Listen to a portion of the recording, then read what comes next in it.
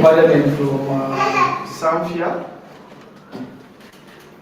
who is also a champion, who is working very close, who is going to join the course of working very close with you, the community members.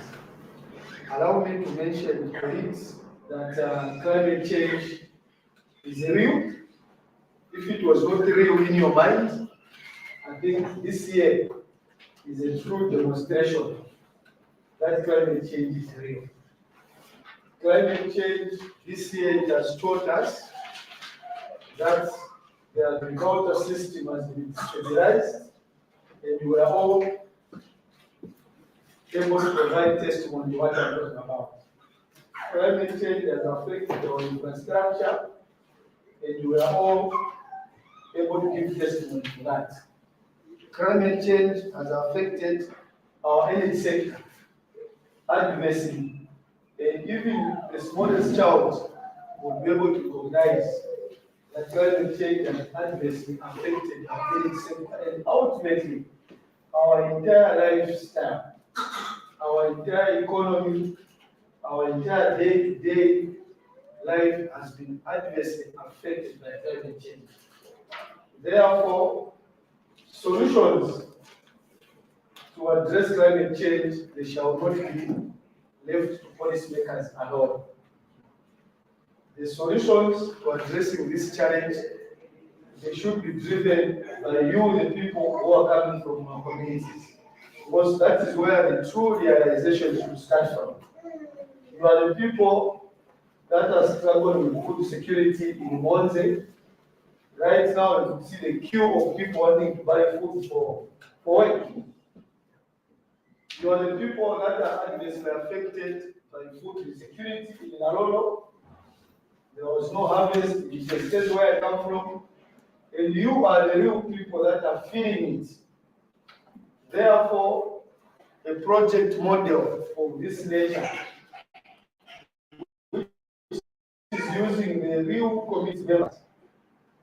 And when you see workshops that cause people from Lusaka always, and you come to a workshop like this where you see a combination of people from Mansa, Samfia, Monze, Sinazongwe, just know that you are going to be addressing the right people who shall be the source of finding the right solution to the problems you are facing right now. So I'm very confident that you, the people who are here, you are the people who understand the real effects of climate change, and you are the people who hold the real solutions to climate change. So I want to thank JCTR for this significant project that we as members of parliament, we have also come on board to provide the support. The objective of this project is for you to work very close with your members of parliament, who are the policy makers, because you will not be talking to yourselves. What you aspire is to get into parliament and to be translated into laws. So the laws that we need to change, the laws that we need to strengthen, you are the ones who knows which laws, because we are just your representatives. So really, we the champions who have come on board to join you, we are going to work very close with the real community members who understand the real issues on the ground. And I know that with this collaboration, working very close with our government that has already demonstrated political will to address climate change. With a lot of programs that you are seeing, we shall together address the many challenges that you are facing in our communities. You are the people that are going to interpret climate change in Rosy. You are the people that are going to interpret the effects of climate change in Tonga, in Burma, because you are the people who understand the conversation very well. So we are excited as parliamentarians, on behalf of my colleagues and the many other parliamentarians who are part of this conversation. We are looking forward to this project producing the results. And these districts shall be model in terms of finding climate smart solutions. It will also be a model in terms of alleviating poverty using climate solutions, nature-based solutions. We are talking about strategies that applies indigenous knowledge. And you are the people that sit with that kind of knowledge. So we are happy to be part of this conversation, and I want to implore you that being ambassadors of climate change, you are also ambassadors of God, because you are taking care of the environment, which is the creation of God. So let's work together. We shall provide the support that is needed, and we shall depend on organizations like JCTR to give us scientific knowledge through their strength in research, so that as parliamentarians, when we go to parliament, we shall address issues that are scientific in nature, that have been well researched, so that our country can have laws and pieces of legislation that are very sound and that will be able to help confront the many challenges we are facing. As parliamentarians, we are also excited that very soon we will be working on the climate change bill, and we would want the great commerce from all of you to push your government, to push your parliamentarians, that this law quickly comes on the floor of parliament. And as this law comes, ensure that this law protects the poor people, the vulnerable people. Let's not just pass this law and start questioning it after we pass it. Can we all take keen interest in understanding how this law shall benefit the poor people in carbon trading? Is it going to benefit a poor woman who has 1 hectare or 1 acre or a 20 meters piece of land? How are we going to benefit? We went to Kenya, we saw how carbon trading is benefiting one person at a very smallest level. Are those things going to be reflected in the law that we are trying to come up with? So can we take keen interest for it? This law, it will be a very big milestone in terms of how we shall address climate change. So I want to thank you for the time you have also dedicated to this important meeting. It's a dialogue, it's not a technical meeting. It's from a dialogue that we're going to learn different things that happen in different areas. I thank you all, and I wish you a successful day. I'm sure my 2 colleagues will join us, but perhaps around 11 hours, we'll go, we are taking to have a meeting, one of the committee meetings at 11, but we hope to join you between now and 11 hours. Thank you so much for my money. Thanks a lot, Honorable Kwambo Mutinda. You said something that really touched me with regards to the issue of collaboration. In the same way that you see us as integral partners in this role that we're playing, where we're bringing communities together, is the same way we see the partnership that we have with you. Need I remind the House that Honorable Mutinda is working with us on the project, which has made this dialogue possible. And one thing I can say, or rather, I'd like to ask a question. How many in here are Catholic? How many of us are Catholic? Okay, so you understand there's a Holy Trinity, right? That we believe in. That's the Father, the Son, and the Holy Spirit. And these three working together in such a way that they cannot work as one, as their individual selves, but working together for a common cause. So even in the same light, we can say the government is the Father, then maybe JCTR is the Holy Spirit, and then the community is Christ himself. So we need to work together. You are integral. Ours as well is to bring everyone together at the table. Theirs is to ensure that we are governing. So in that regard, speaking of governance, I would like to now call upon the representative from the Ministry of Green Economy and Energy, who's got a few words for us.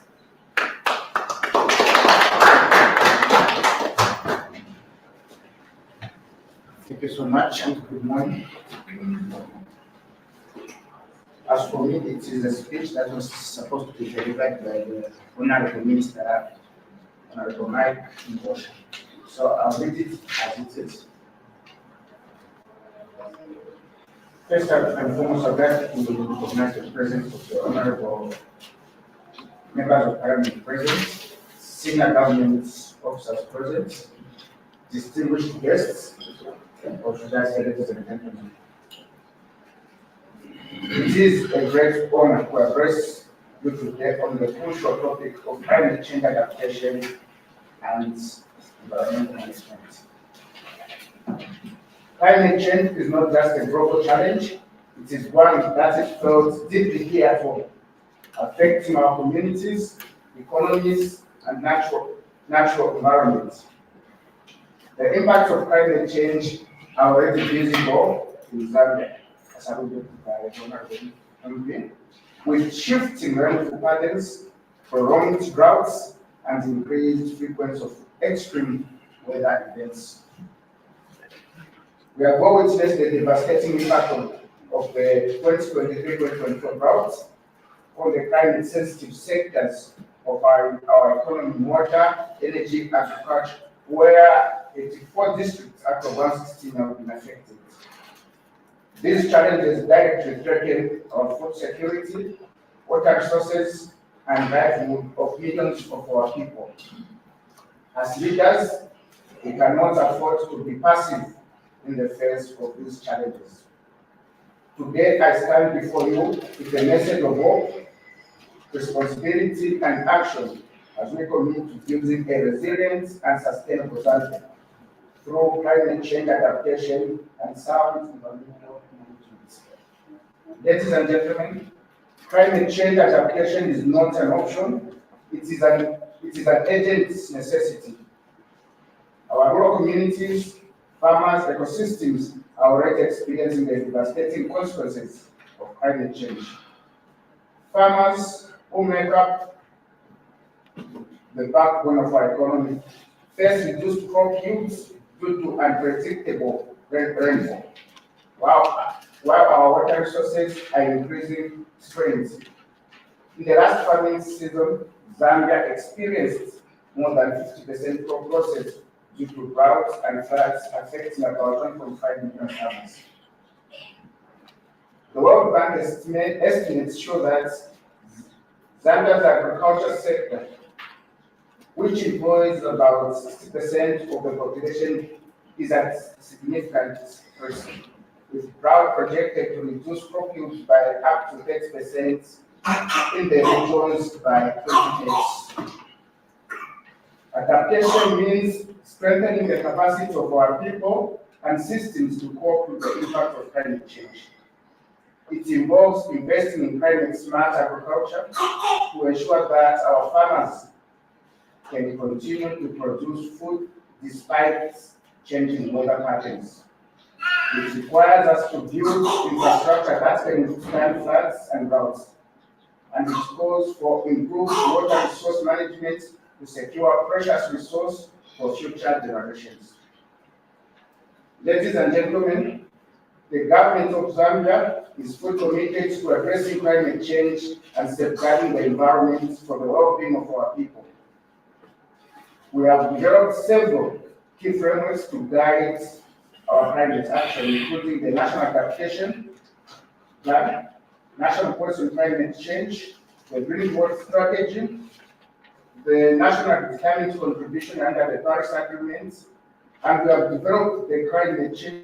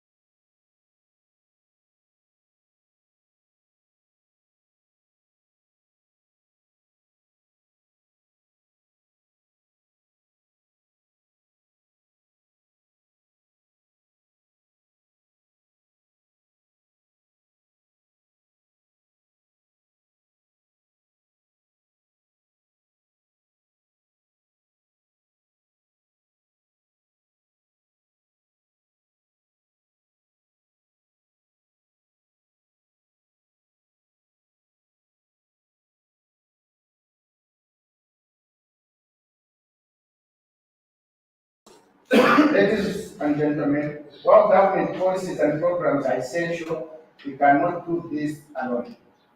Climate change affects everyone and has no boundaries. Climate change adaptation and environmental management require the active participation of all stakeholders.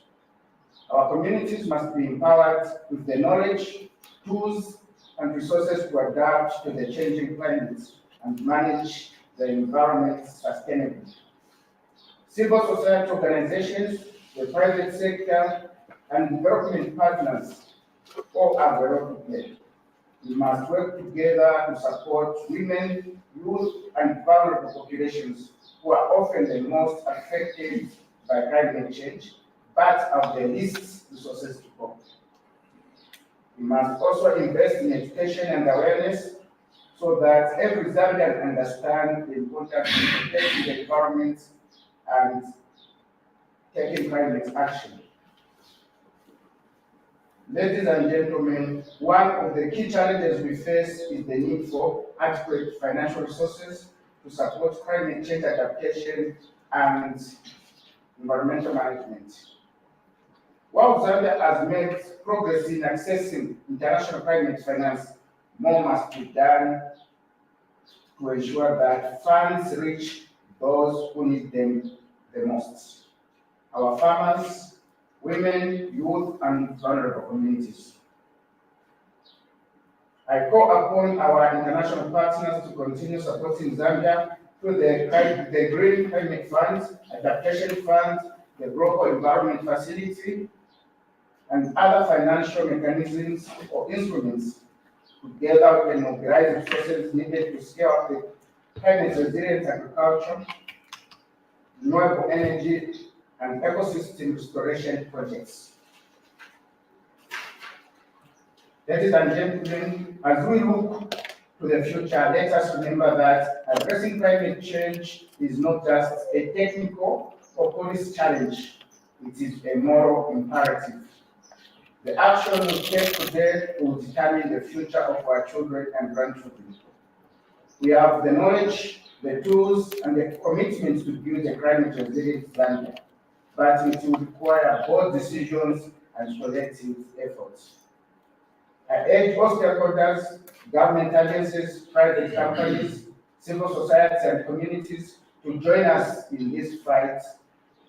Together, we can build a more resilient, sustainable Zambia where the environment is protected and every citizen has the opportunity to thrive in the face of climate change. Let us act now to adapt, protect, and preserve natural heritage for the sake of our future and the generation to come. Ladies and gentlemen, as I conclude, I want to stress out that climate change adaptation and environmental management are not distant goals. They are immediate priorities that will shape the future of our nation. Let us work together to ensure that Zambia leads by example, demonstrating that through determination, innovation, and collaboration, we can overcome the challenges of climate change and create a sustainable future for all. I thank you for your kind attention.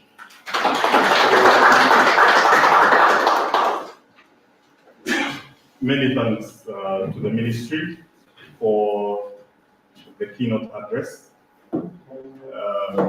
You've touched on a number of aspects which are integral to obviously us realizing a green economy in the future that is not far-sighted, in the future that is, can be realized in the short term. Right now, all right, so right now we'll move to an update from JCTR on the Community Action on Climate Change and Environmental Management project. I'm not sure who's there. So our program officer here, Michomiza Diogone, will give us the update. A round of applause, please. moderator, and good morning, government, leaders of government, and of course everyone. So I'll just give a brief background on the project that we are doing on climate change. So the project itself is called Community Action on Climate Change, Adaptation, and Environmental Management. Like the speeches have indicated, climate change is here, and we can learn from it. So how do we then relate to live with what we are facing? So the Deputy Director already mentioned what JCTR is. We are a faith-based organization from 1988, and we have been in existence for 6 years. Of course, you've read the work that we do in trying to advocate for the marginalized and vulnerable communities. So, with support from an organization called Mizilo, Jessica is implementing a project titled Community Action on Climate Change, Adaptation, and Environmental Management, like I said earlier. So Mizilo is a German institution. They are the ones that are supporting the project that we are doing. So this project is aimed at empowering community members in 3 provinces of Zambia. The Southern Province, we're in Sinazongwe and Mote districts. Western Province, we're in Mombu and Naroro districts. And in Wapura Province, we're in Mansa and Sasha districts.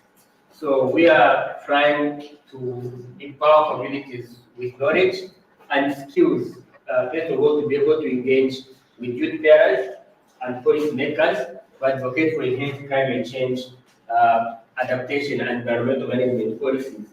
So one of those interventions is what we are having today. We have policy makers, parliamentarians, but also have youth bearers from key ministries that relate to the environment.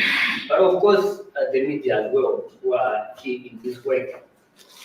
Further, the project aims to promote the use of indigenous methods. In the speeches you will hear it was mentioned. I'm sure those of us who've been around, you remember that in the past we used to have, or those of us who grew up in the villages would have, the seed that would be preserved in the kitchen, all those kind of things. So we are trying to see how best can we use indigenous methods to do our agriculture. That way, our communities may adapt to effects of climate change.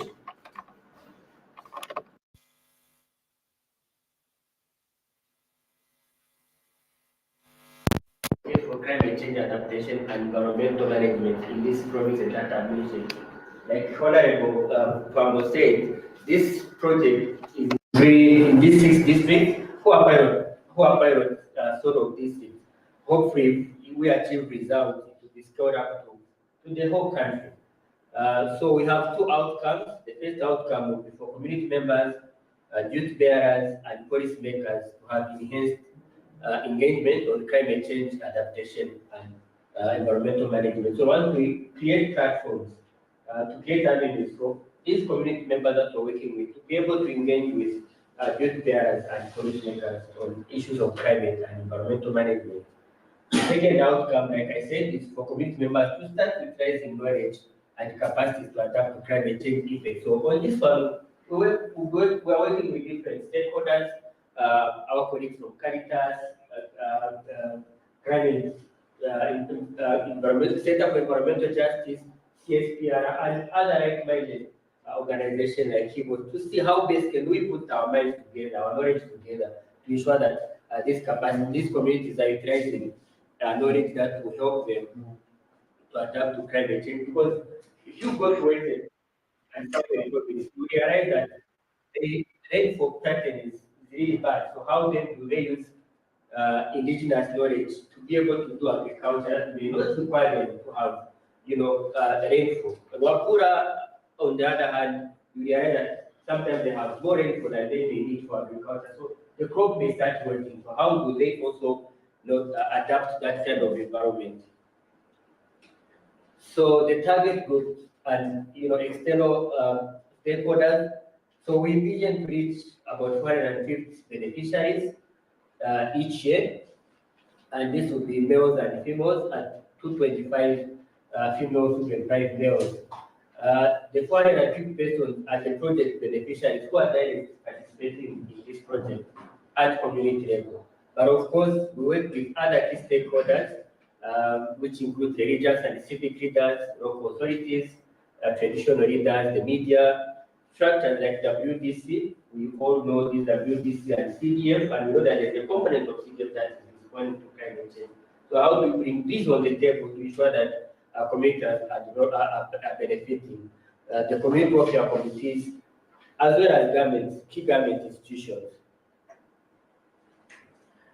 In terms of sustainability, because this is just a 3-year project, and after 3 years, we may have another phase or it may come to an end. So the project is aiming at building the capacity of these community members and creating platforms for them to continue holding youth parents to account beyond the lifespan of the project. So this is that we are working in. We have created platforms and the linkage between the community members as well as these communities that we're working with, so that even beyond the project, they are able to continue engaging.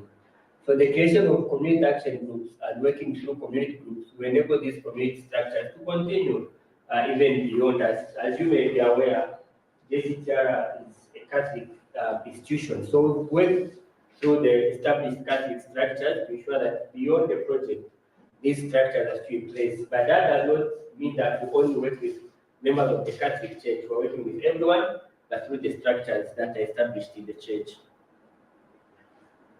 And we did a baseline study, which of course showed that there was absence of community members, in formulation of policies around climate change. And this is why we decided that we'll be doing platforms of engagement, creating linkages between the communities and youth bearers to ensure that communities are consulted, because there will be nothing for them without them. So how do we engage them to ensure that what they are facing, their voices ahead of issues of climate change?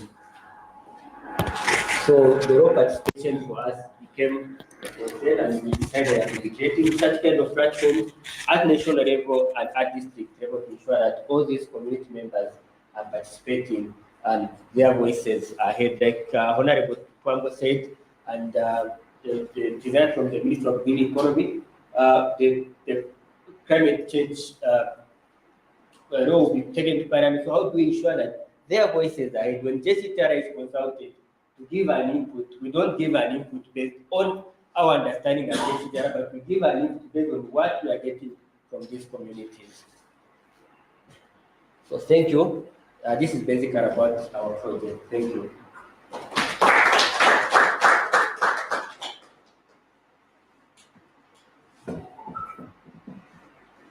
All right. So right now we are supposed to get into plenary. Yes. So basically, if there are any questions, please feel free to ask. We've got a very able team in our midst that will be able to respond to the questions that you have. Yeah. So basically, just questions on the project itself, and not questions directed to any of the MP, anyone on the MP of the beach, but the project itself. Anything to do with climate change, adaptations, and environmental management, which we should be able to respond to. The floor is open, please.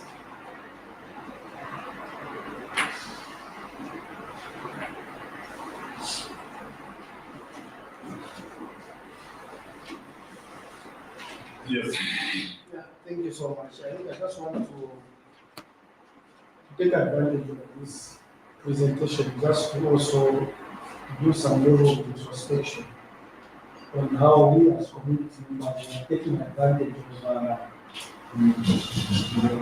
the existing programs that government has initiated through the process. And those young people who are here, you're coming from the communities themselves, so you understand what is happening. And sometimes I'm at pains to realize that we are not taking full advantage of some of the opportunities that are there. And I want to mention that for you who are coming from districts where this project is running, you are privileged. Because you are going to get this information, you make good use of some of the government programs that are taking place. So if you look at the CDF, if the CDF is a disaster command, that disaster is not just to repair bridges which are washed away, it is also meant for adaptation. From the CDF loans, government slashed 50% to say let the other half go towards the smart agriculture and adaptation. So I just want to raise also from the community. We are able to engage our neighborhood citizens. Are we taking advantage of these monies? Or when we shall get this information, that is when we are going to take advantage of some of the existing opportunities. Because if my constituency in the state, when the time came to apply for the loans, I had 115 applicants for the loans and the grants. Out of 115, over 70, they all applied for chicken and bread. Only about 20 applied for food which are different. And out of all the applicants, only 3 applied for smart agriculture and irrigation related projects. And out of the 117, none of them applied for any green projects. So I want to find out who are privileged that in your constituencies there is such a project. How are you taking advantage of the monies which are already there? That's what I wanted to learn. I don't know whether I'm allowed to also ask a question. Please do. Sit around. Yes. This is a dialogue. So, in my constituency, I don't have this privilege. Now, in Monze, there's a privilege. In Safia, there's a privilege. I just want to see whether there's a connection between those monies which are already there and the community structure. Thank you. Yes. Thank you very much for this opportunity. I'm coming from Sinazongwe. In the first place, in Sinazongwe, before the coming of ACDR, I think we didn't know exactly what we were doing when faced with this challenge. But when the ACDR came, we sensitized the community, they taught us what to do. We have engaged now in the company. We know very well this time that our animals have to know what the rivers have died down. So we wanted some dams. JCDR taught us, so you can engage the councils. And we have engaged the councils, and the councils are doing that now. At the same time, after learning from JCDR, we have started this wetland agriculture. That is happening right now. And they have even promised us to say they will put up boreholes for us so that we can have those gardens in some other areas or in some other villages.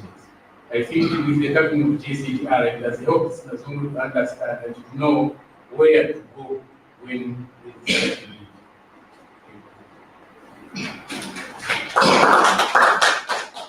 Thanks a lot. Yeah, just before you come, there was a question from Honorable Kwambo. I'm not sure if the question has been answered on the uptake of the CPA for its utilization with regards climate change. Yeah. Yes. I'm Mr. Jonah Felix from Mazda. This is the inclusion knowledge. I think I will get some people information about the strategies. The truth of the matter is that we at the beginning somehow we lack information to do with those financial in the CDA. Meaning is not properly between the leaders or in charge of those family. So the communities they are lacking information. We don't know what to do. Like we say, Yeah, before we try to find ways to make we commit ourselves together with the leaders to see how far we can go. But the fact is that we've had no information to do that. We don't know what exactly we did know is now we are going to. Thank you. Yes, at the back, Father Boy. Yes, I know it may sound repetitive, but I wanted just to buttress or strengthen the concern that the previous speaker has raised in response to Honorable comment, right? Yes. I would like to know the connection between what, say, JCTR is doing in terms of sensitizing people about their response to sustainable measures, given the challenges of the effects of extreme climate changes. And when you mentioned CDF, because I believe CDF has certain targets, developmental targets, that sometimes may not necessarily be heavily geared towards climate changes, the effects of climate change, such that the lack of information, especially where JCTR does not reach in those areas, in the areas where JCTR may not be available, to play as a hindrance to people's application, knowing what to apply for, so that they can respond to the challenges, the environmental challenges that they face, which is impacting their socioeconomic enterprise. Now, where JCTR is not available, which organization or organizations could be a bridge that is in liaison with government officials? Because I'm looking at in areas where JCTR is, we have been told that people are aware. So now whose responsibility is going to be for people to be conscientized about these opportunities in areas where JCTR may not be available? So that, I don't know. I'm trying to see how we can promote advocacy in those areas, yes. Okay, is your question for the Honorable Member of Parliament? I think just to re-echo what the Honorable was saying, Oh, I think the issue of climate change borders on mindset.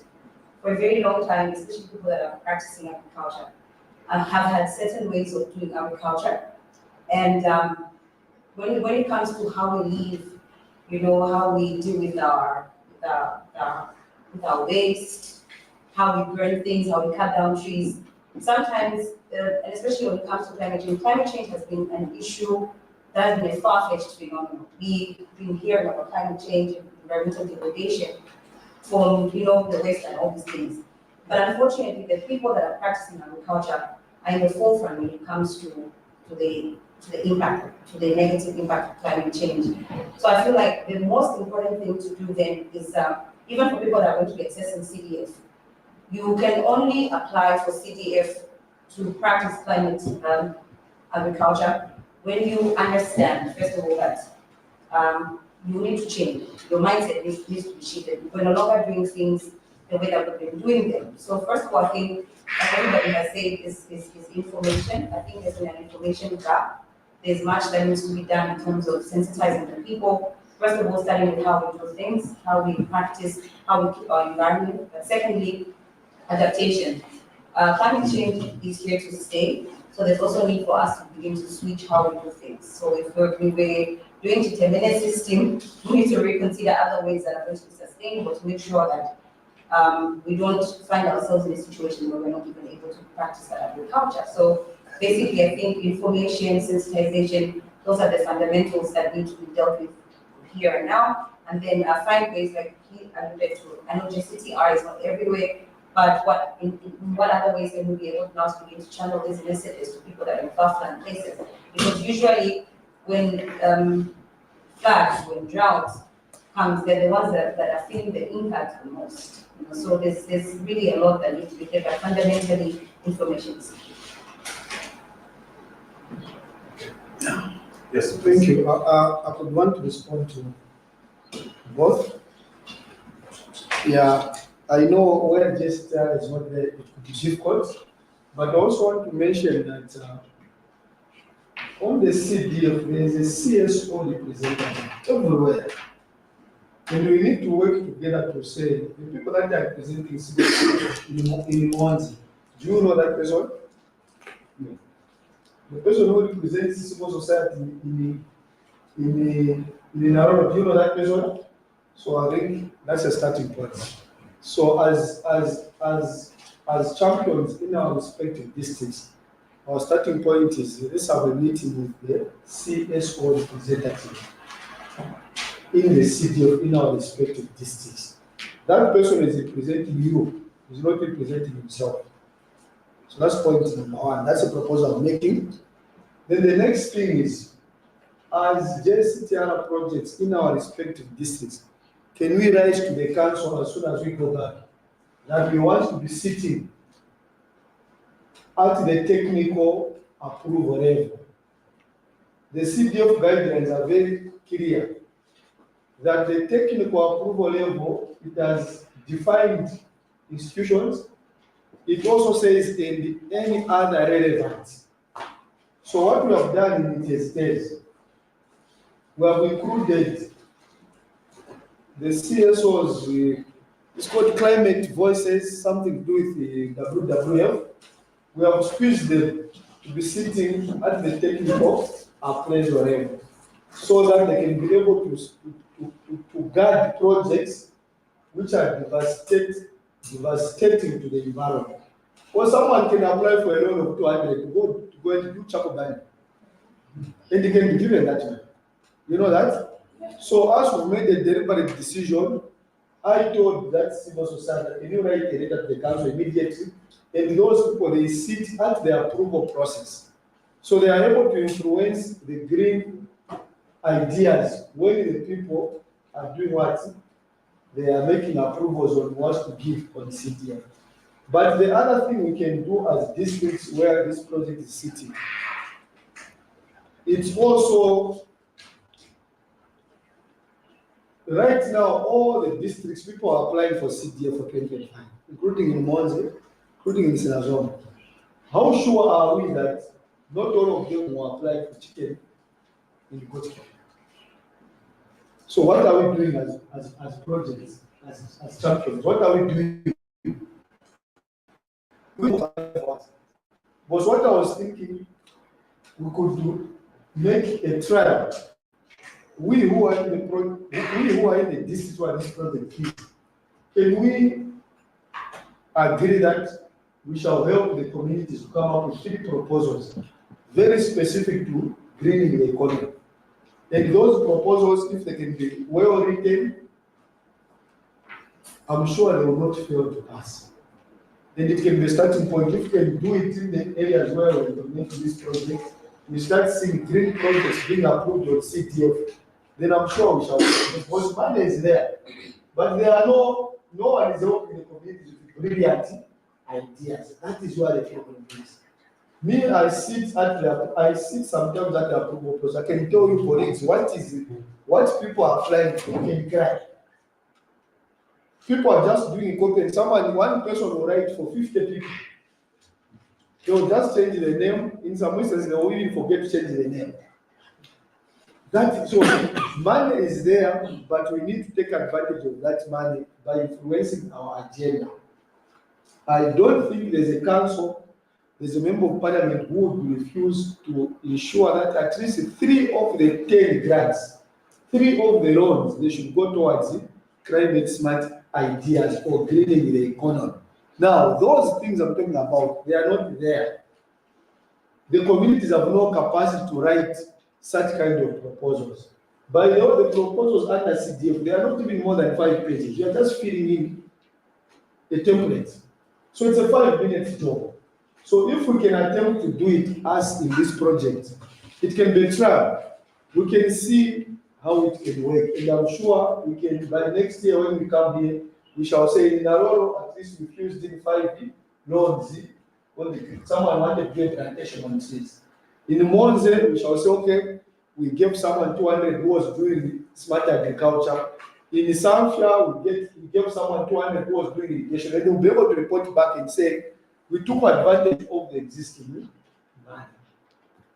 Otherwise, I can assure you, right now, people are applying, and all of them are applying for the same thing: goat keeping and chicken rearing. That is what is happening. So I don't know what we are going to agree as a team. What shall we do in our respective districts? Right? People apply for sensible, for lack of a better way, sensible things that will change our lives.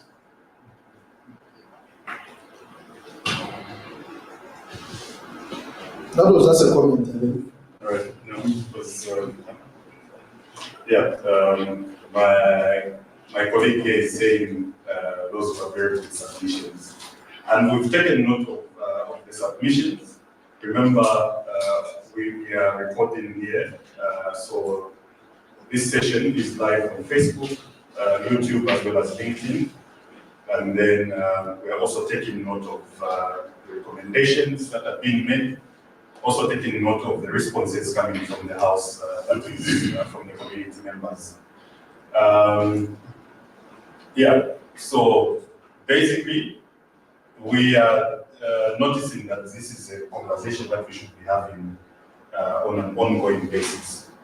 And beyond the areas where this project is being implemented, we are making sure, we are trying our level best to ensure that we accommodate everyone in this conversation, which is why we are also recording live.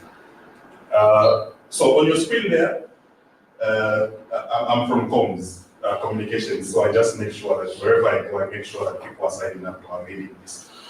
Yeah, so you can just scan that barcode on the screen there. That will take you to a place where you can sign up to our mailing list, and you'll be able to receive information on many other projects that are running at JCTR and how you could utilize the information there. So let me not belabor on that. We can now have a presentation from one of our program officers, that's Gibson Wilachi. Sir, you're welcome to the floor.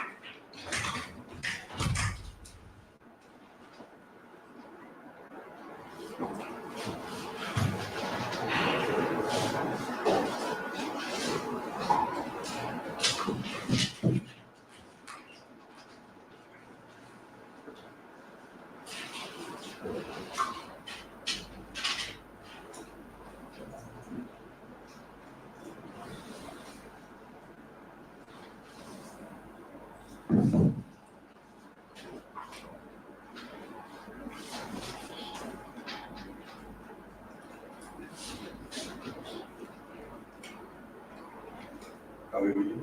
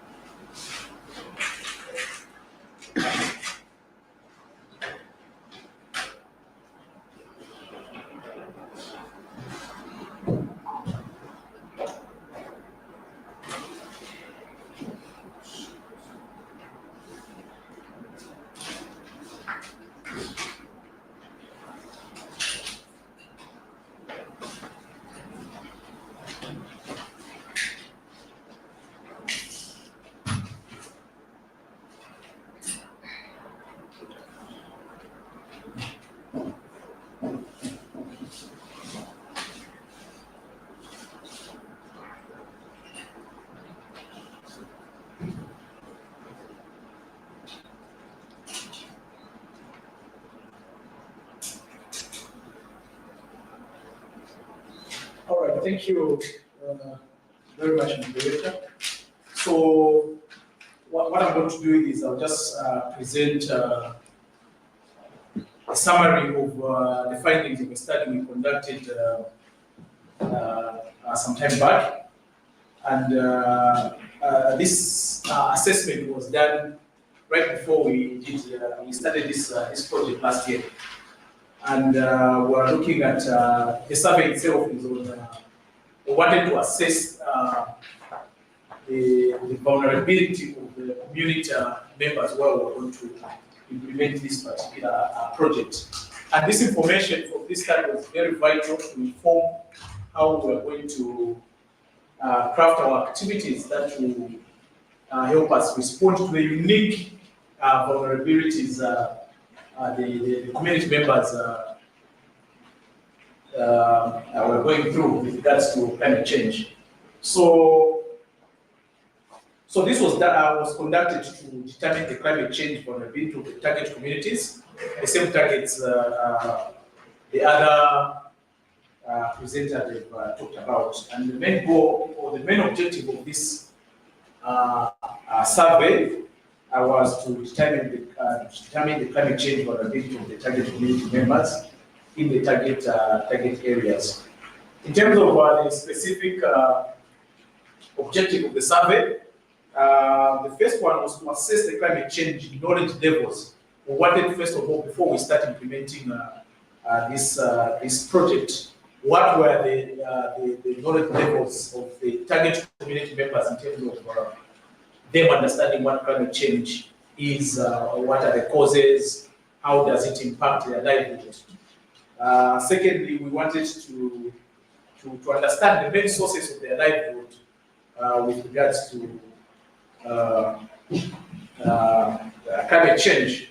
Then the third specific objective was to find out the impact of climate change on the livelihood of these community members. Then the last specific objective was to understand what the community members are already doing. What are some of the conventional methods and practices they are using to combat the effect of climate change? So these were the specific objectives that informed this survey. So we've already talked about the areas where we are implementing as this project is being implemented in the 7 areas, including Lusaka, and Lusaka is just strategically positioned to hold national dialogue meetings like the one we're having today. So in terms of the methodology,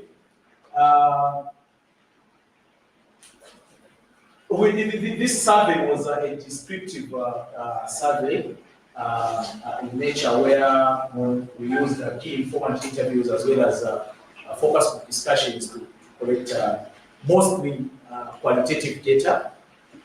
In terms of the target population, the people we interviewed, the people we intended to be part of this survey, we had the Airport District Agriculture coordinators, we had the traditional leaders, the community members themselves, DMMU, as well as the local authorities. A number of you, the people are coming from different areas, we participated in this survey. I can see a number of you. We know where the people from Mongo, are they here yet? Yeah, they're on the way. Yeah, so we went around, actually I went around to all these districts to conduct the survey. In terms of sampling technique, how did we select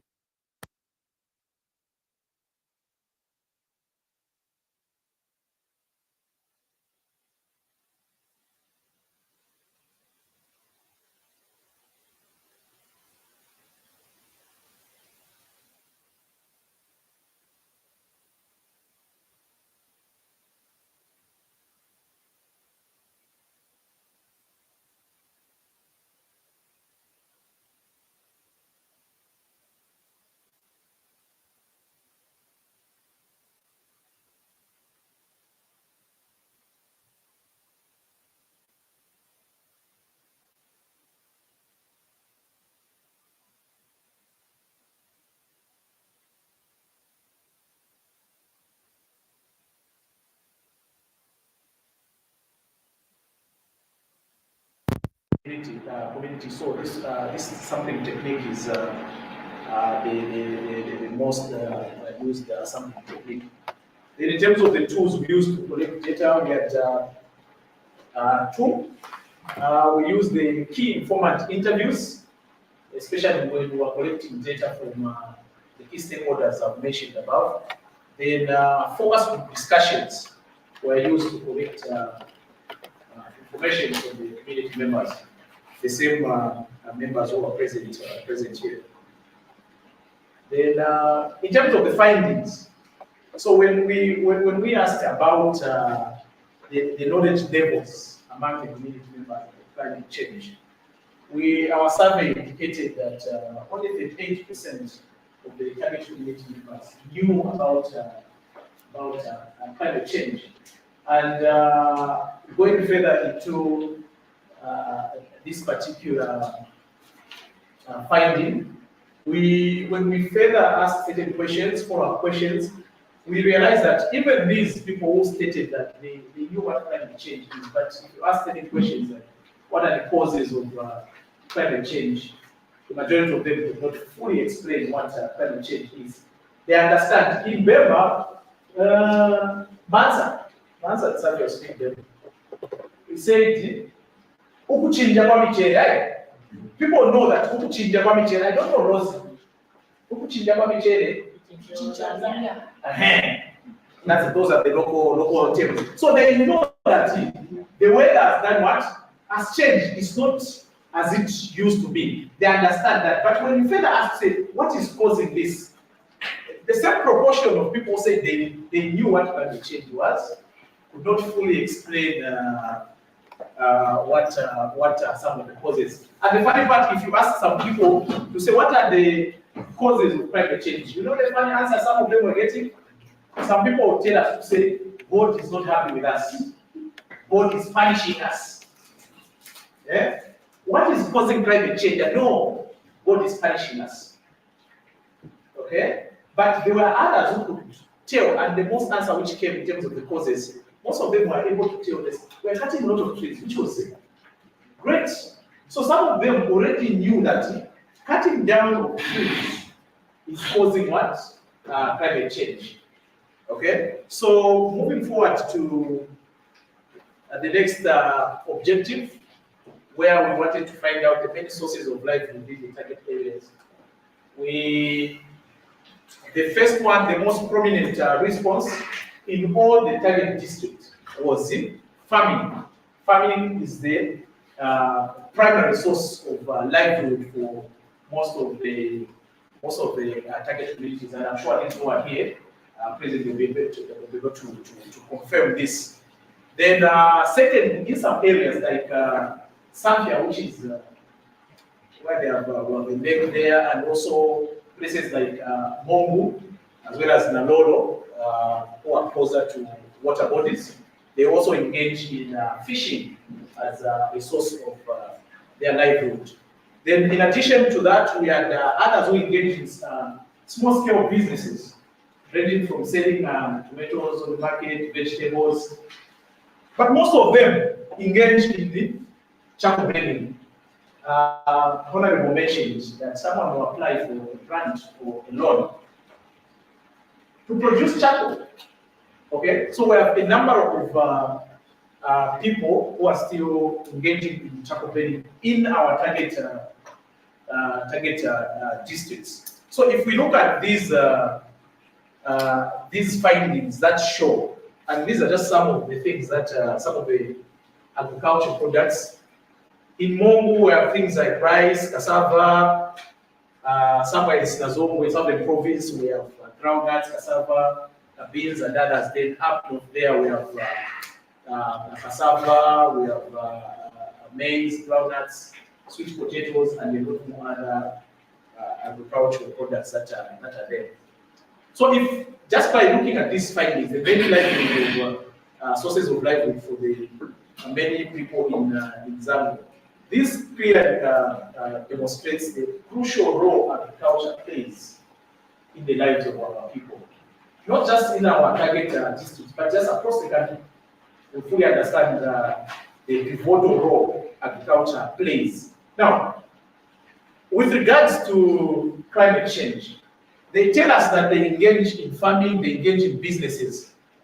But farming itself entails a clearing of land. What are the methods we are using for us to produce our goods? What are the agricultural practices we are engaging? Are they sustainable to help us produce our goods? But again, in terms of the businesses, some of them, most of them engage in charcoal burning.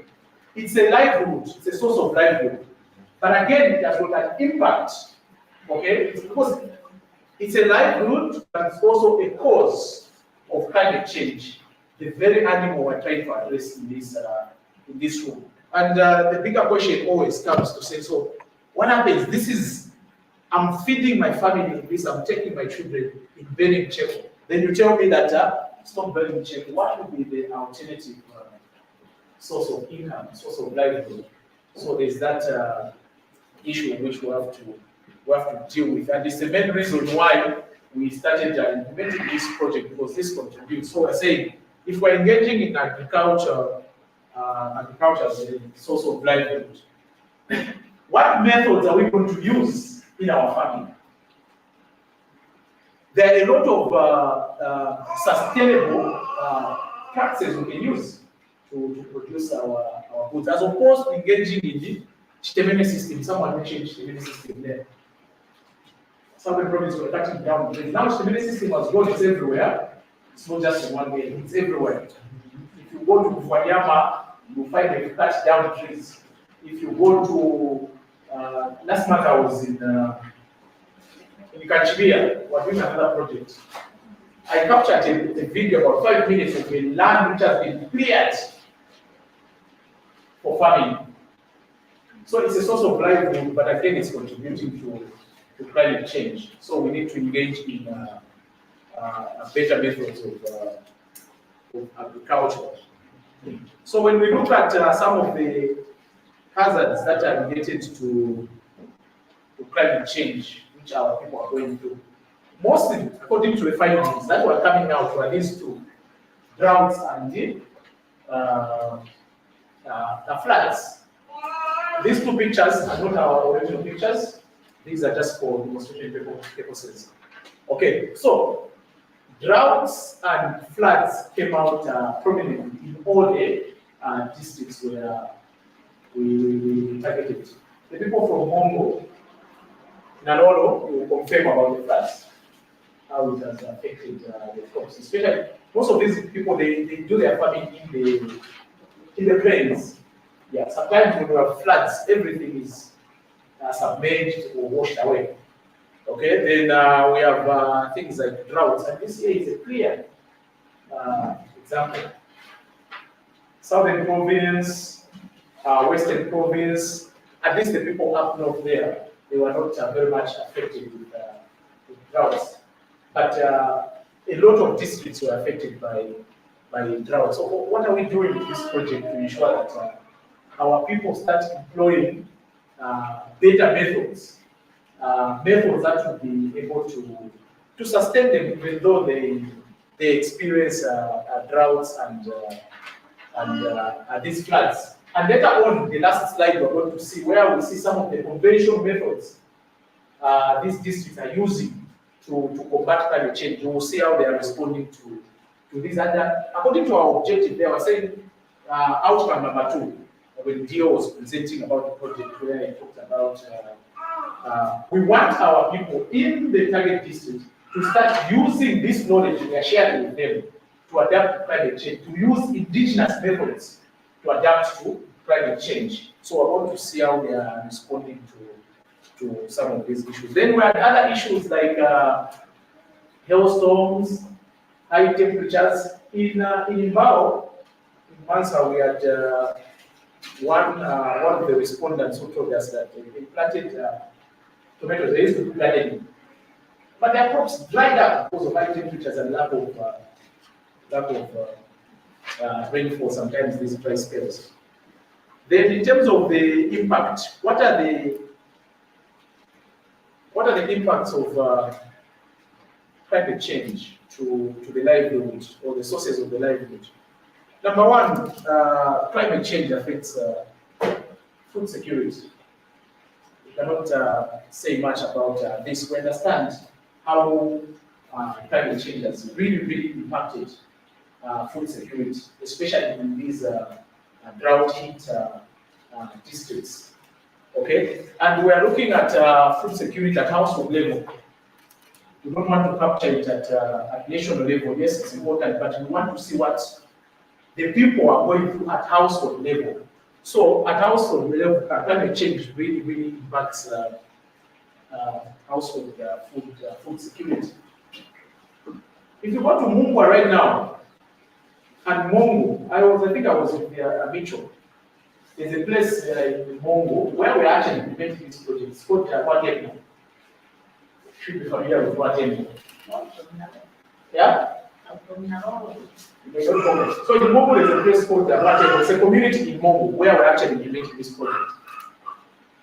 It's really sad. Where we found a woman, we're just trying to talk to them. They are crying that the entire field they had dried up because of no rain. And remember, our president emphasized that we really need to invest in agriculture.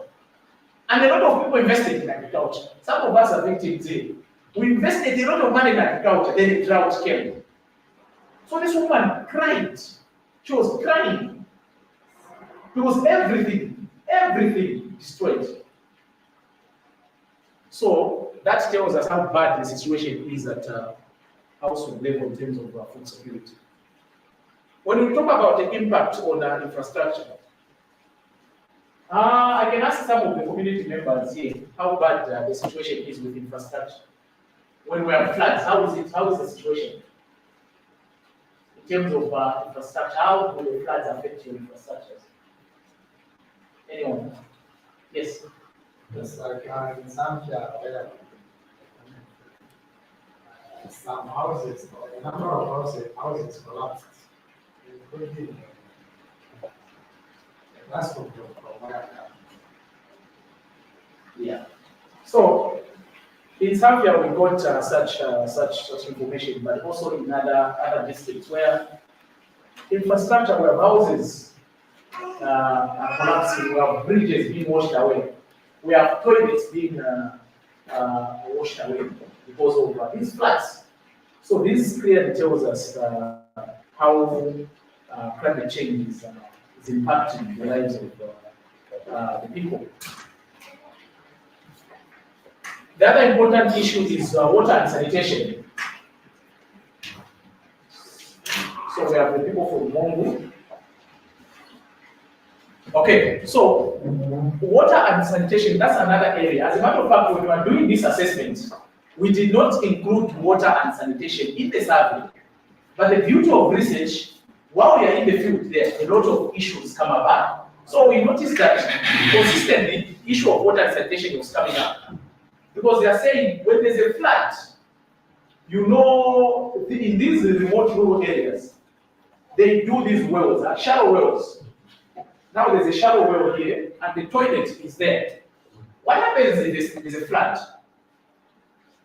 The toilet gets filled up. Now that effluence starts coming and mixing with the shallow wells, and that's the same water we are using for drinking. What happens to health of these people?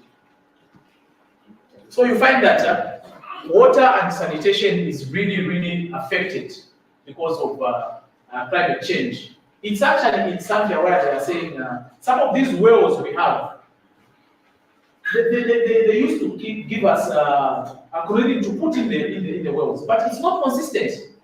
It's not consistent. So you find people suffering from diarrhea and other waterborne diseases. So this is another impact of climate change on water and sanitation. Lastly, there are issues of diseases. If you saw that map up north in Mansa, Zambia, they grow a lot of cassava. Even part of Mongo, they also grow cassava. There was a disease which was discovered when we were doing this survey. And what we didn't know at that time was how does climate change bring about disease outbreaks.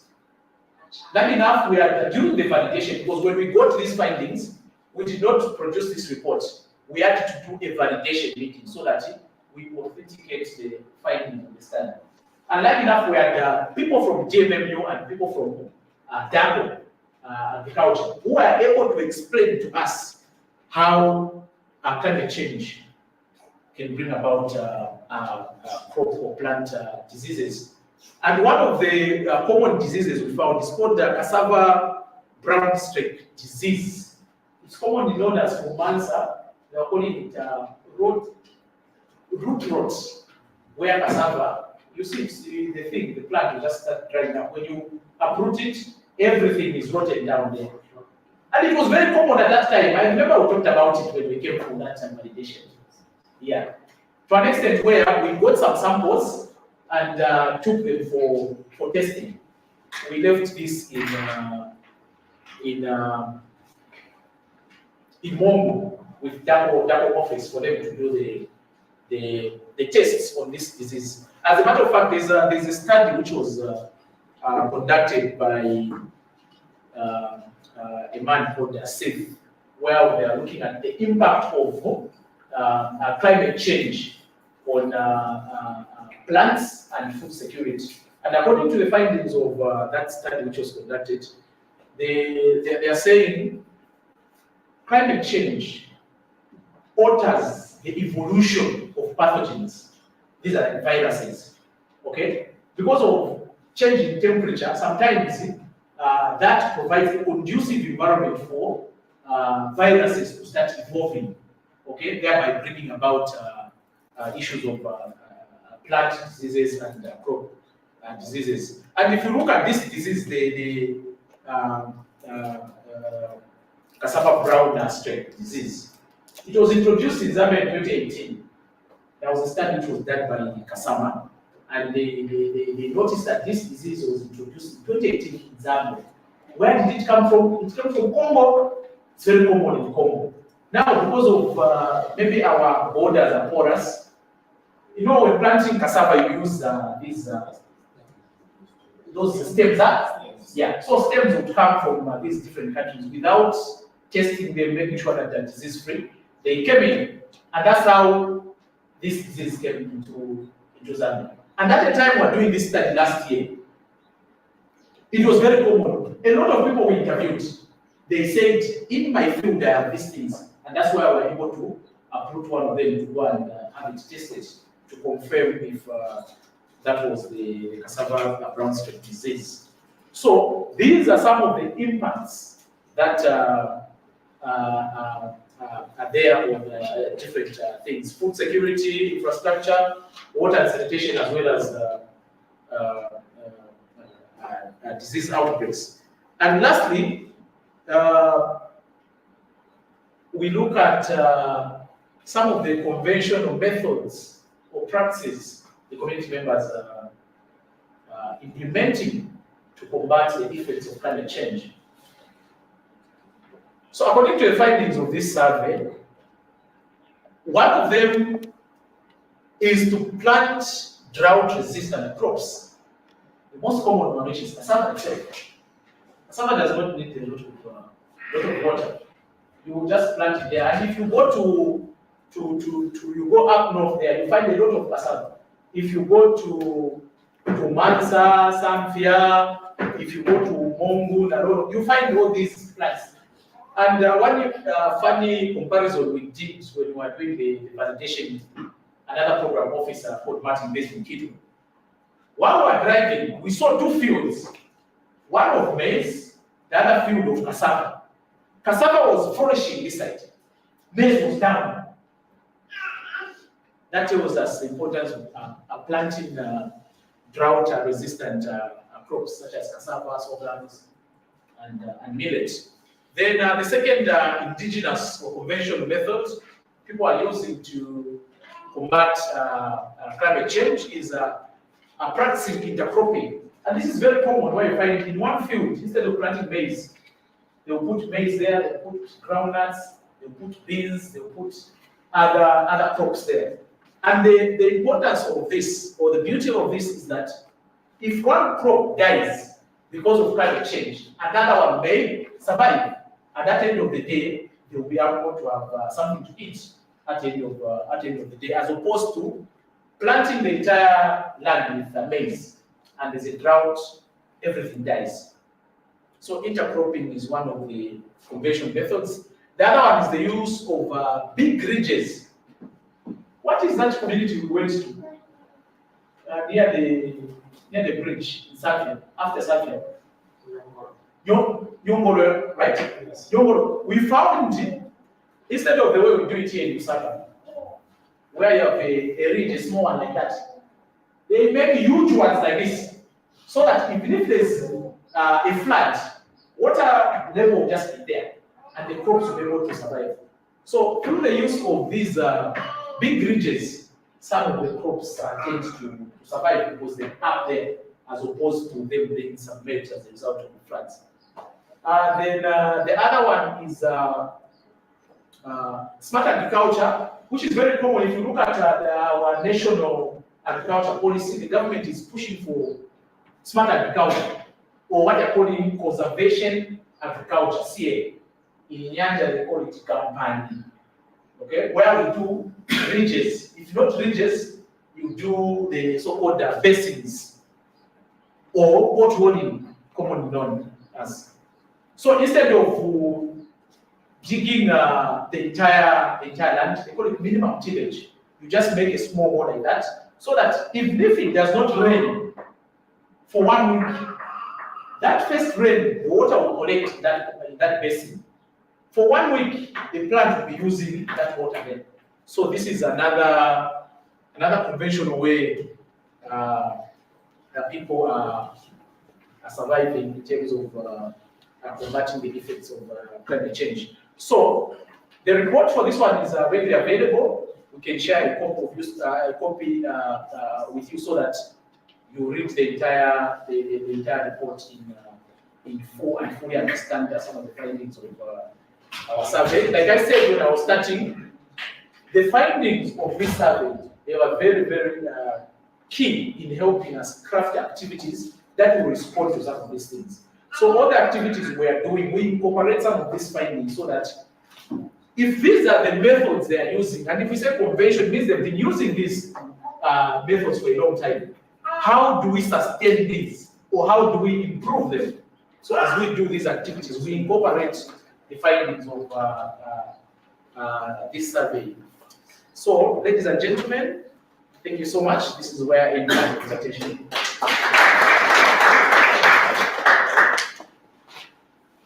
Thank you, Gibson. So I've been given a task. Our moderator has stepped out. Thank you for the presentation. But maybe before you sit, we may have questions in the audience. I'll come to you very easy. Let me just recognize Honorable Amunima Manga, Member of Parliament for Nagoro constituency, who is also our climate change ambassador on this project. Like Honorable Tom had mentioned, we have one more Member of Parliament who will be joining us. Honorable, welcome and thank you. Thank you.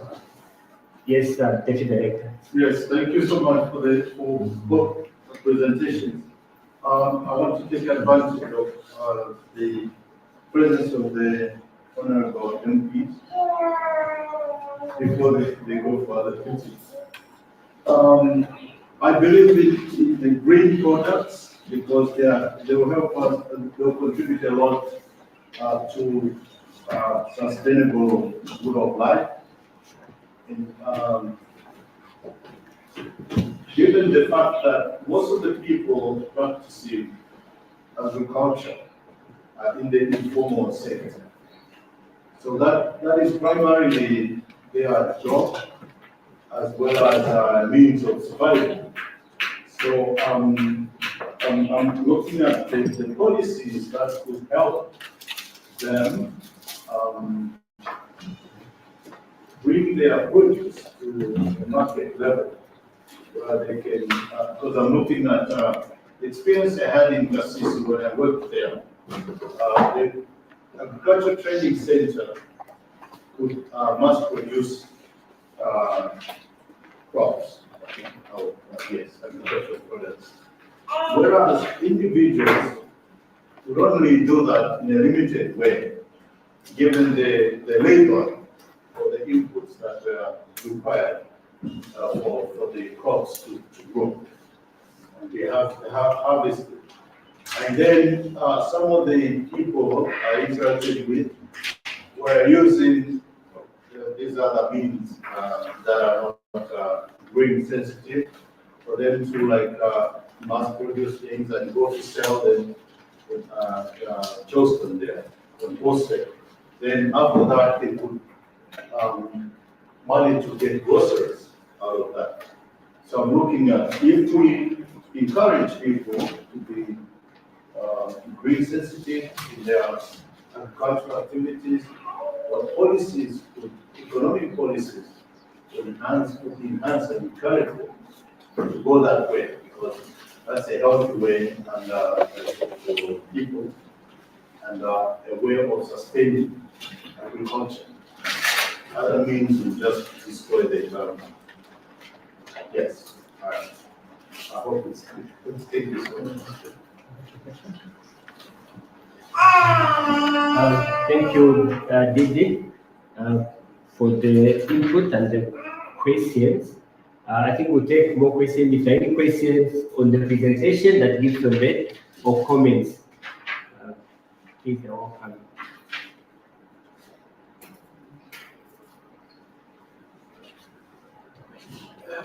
Just to comment on this question, I'm not a policy expert. I think the question is asked also, I asked it in my mind. And maybe when someone else might have a solution, I don't think I might have the right solution. But also what I know, just to amplify what you have brought out, and about is that farmers indeed they are vulnerable.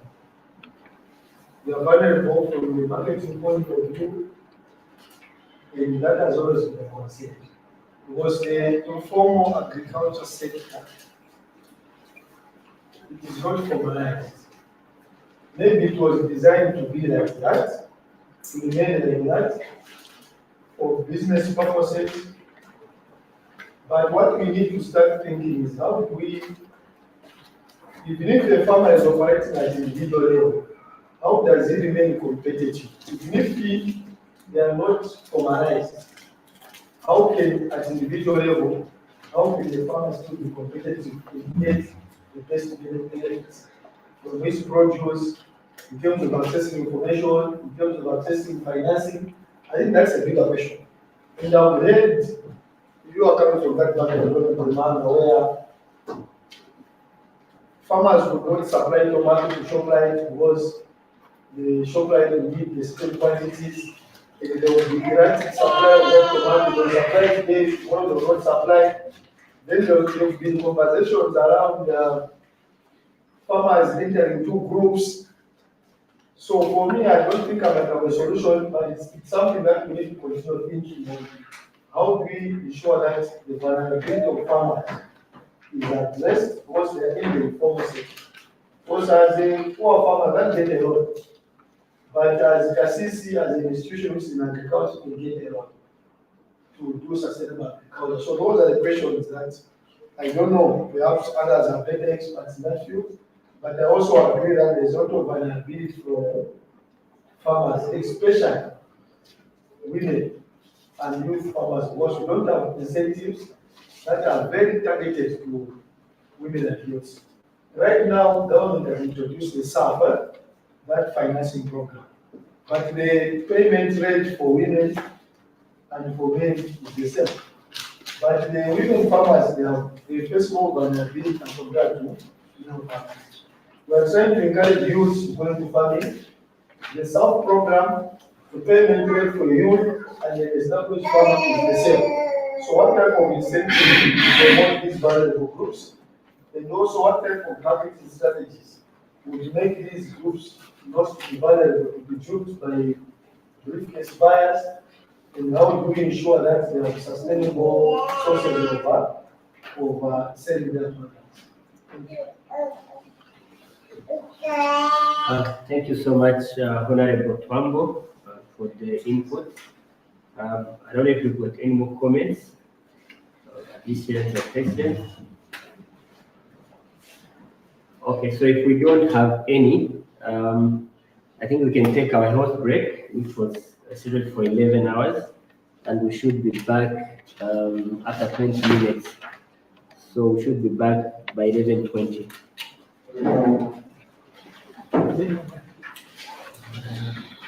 So our health break should be in the restaurant.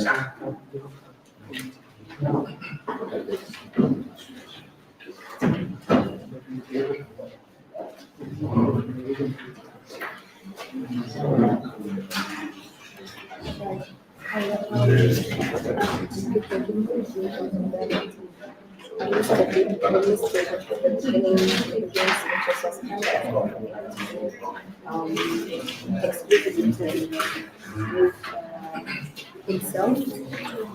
The two other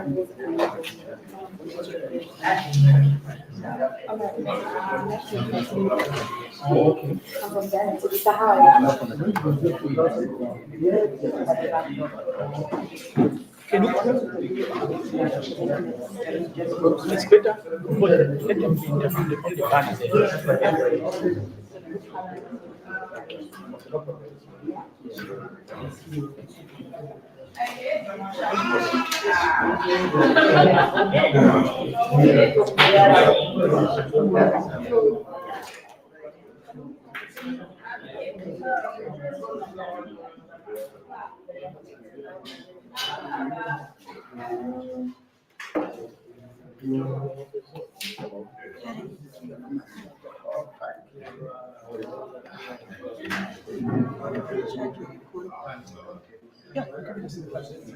Our health break is this side.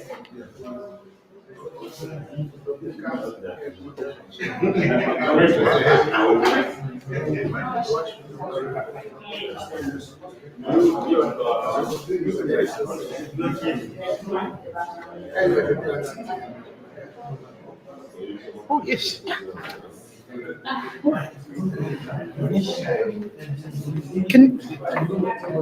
But how do you do that? I think.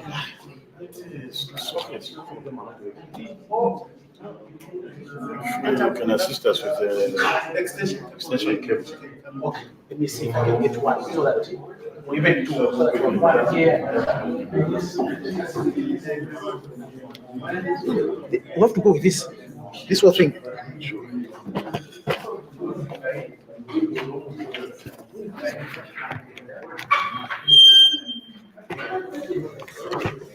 How do you remove this thing? I used to know how to operate these things. What happened?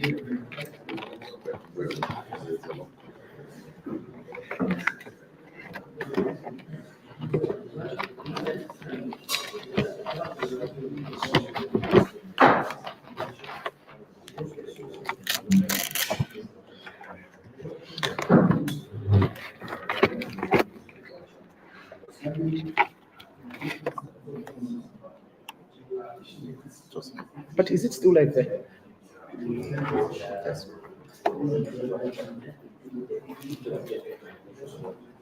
No, don't remove it. Just lift the. What is this? Is this the charge? Oh, this is the charge. Yeah, come.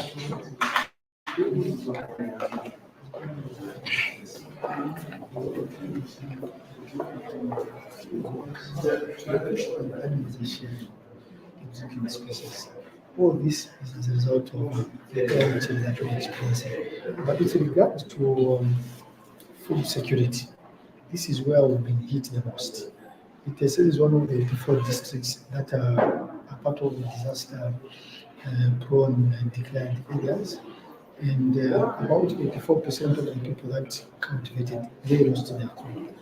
And about 65,000 people, this is right now, they are in their need of relief funds. And government has doubled the beneficiaries of customers population from about 4,000 to about 7,000 now. All this has been responded to the food scarcity that we are facing. And apart from that, we also want to know that the availability of domestic water, even in the township right now, we are struggling with the availability of water for consumption. All this is caused by the climate change. But on the environmental side, the, the water scarcity and the climate change that we've experienced this year, it has come with so many consequences. We are in the Kafue National Park. And now, as I speak, in the space of 2 months, we have lost not less than 100 animals, cattle, that has been eaten, attacked by lions. So these lions, they've moved from the park, coming into the GMI, and they are causing a lot of animal conflict. All this is a consequence of climate change. And as a district now, we are struggling even to manage the animal-human conflict issues because the population of animals has moved towards where the people are settled, and the number of wildlife officers, the scouts that are supposed to protect the people, has not been doubled over a period of time. Remember, as I conclude, generally, there are also other devastating issues like the livelihood of the people. The people basically depend on the people and also agriculture. Now, people have resorted to now do sustainable things to sustain livelihood as a way of justifying the climate change crisis that we have. I'll give you an example. There's now a demand that the number of people that should go in the lake should increase because the people that are justifying there's not enough crops. The people are now resorting to poaching with an argument that they do not cultivate. How do they sustain their life? So these are some of the people have resorted to charcoal burning with an argument that this is the only source of livelihood. They do not harvest any crops. So these are some of the challenges that we are facing. But apart from the many challenges, as a district, we've tried to take advantage of constituent development funds to come up with adaptation and food security methods that are doable in our context. What have we done? You are aware that we slashed about 50% of our CDF to go towards sustainable agriculture adaptive methods. And we have procured, we're in the process to procure watering systems that will be communal for the people who live along the Kafue River to start winter maize and other forms of agriculture system that can work where there's water. The other thing we have also done from the CDF is to procure, we're in the process of procuring watering points for animals to drink. Because the cost of animals has gone down because people are selling the animals look for food. So we are also not only concerned about water for consumption for the people, we're also concerned about water for our animals. So these are the two things that we're doing. But from this crisis, we've learned lessons. We're encouraging our people now, when they apply for CDF, to think smart, to think of green projects, to think of activities that are also going to sustain the environment, that are also going to ensure that they give them the yield. Because climate change is here to stay, and we might not understand what will happen the next season. So these are some of the issues that we have learned from this crisis, and I'm sure we shall emerge victorious from this crisis. So, we're good. Mr.